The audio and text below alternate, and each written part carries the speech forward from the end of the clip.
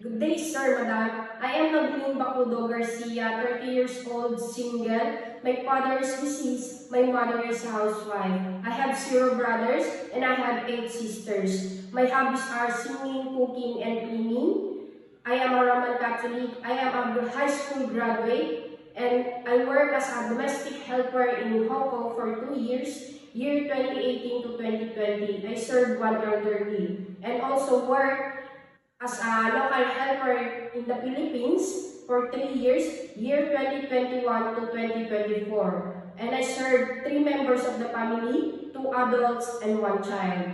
I am honest, loyal, and hardworking. And to my future employer, if you will hire me, I will do my best to serve your family and also treat your family as my own family. And I will follow your house regulation and responsibility that you will give them to me. Thank you and God bless.